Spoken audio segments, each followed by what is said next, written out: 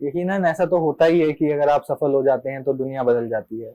UPSC crack करना दुनिया बदलने वाली चीज होती है। वो दिन दुनिया बदल देता है आपकी, वो एक जो रिजल्ट आता है। तो हमारे साथ भी ऐसा ही हुआ कि बहुत कॉल आए।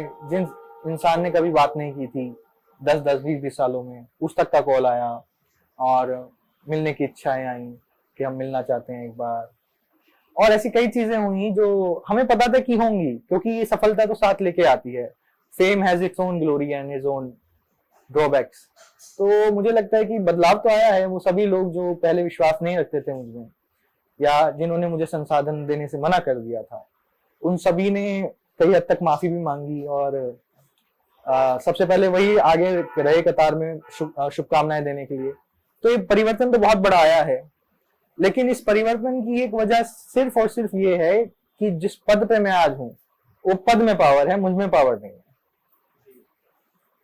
तो मुझे लगता है कि जो परिवर्तन आया वो मेरे लिए नहीं आया, ये इस पद के लिए आया। यकीनन कई मुश्किलात रही थी पूरे सफर में, खासकर आर्थिक रूप से काफी मुश्किलें थी। कोचिंग नहीं ले सकते थे, कई बार किताबों के लिए भी पैसे नहीं हुआ करते थे। लेकिन मेरे कुछ दोस्त थे जो मुझे पैसे दिया करते थे या मुझे किताबें खरीद के ला दिया करते थे, तो मैं उनसे पढ़ा करता था। मेरे घर पे इतना किसी को पता नहीं था यूपीएससी होता क्या है, पहली बात तो, क्योंकि इतने पढ़े लिखे नहीं हैं। तो जब मैंने बताया कि मैं यूपीएससी करूंगा तो ज्यादा कुछ नहीं था। ये था कि ठीक है, अगर तुम्हें करना है तो तुम करो।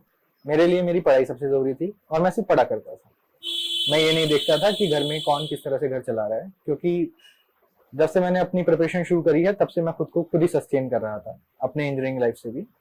तो मैंने कभी ये नहीं सोचा कि घर में किसी को कोई मुश्किल सहनी पड़ रही है या कुछ, क्योंकि मेरी खुद की मुश्किलें इतनी हुआ करती थी कि मैं अपनी मुश्किलों पे फोकस करता या दूसरों की। और मुझे ये भी मालूम था कि यूपीएससी नॉलेज के लिए तो है नहीं, ये मेंटलिटी के लिए है। तो अपने आप को इतनी प्रॉब्लम से घेरने की बजाय मैं अपनी प्रॉब्लम्स कम रख के चला करता था। और मुझे लगता है यही एक वजह है कि मैं इतना ऑप्टिमिस्टिकली रहा और at the end of the day मेरे को सक्सेस मिली। हाँ, मैं घर से बाहर था जब मेरा रिजल्ट आया। मुझे याद है कि मैं अपने एक दोस्त के साथ था south campus university of Delhi, और मुझे पूरा यकीन था कि उस दिन रिजल्ट आएगा। मुझे ये भी पता था कि 1 से 2 बजे के बीच आएगा। और 1 बजे रिजल्ट आया था और मेरी दोस्त ने ही मेरा रिजल्ट देखा था, और मैंने अपना पहला कॉल मम्मी को किया था बताने के लिए कि मेरा रिजल्ट आ गया है और सिलेक्शन हो गया है। ऑल्दो रिजल्ट आया फॉर्मली, बट इनफॉर्मली मुझे पूरा यकीन था कि मेरा सिलेक्शन हो जाएगा।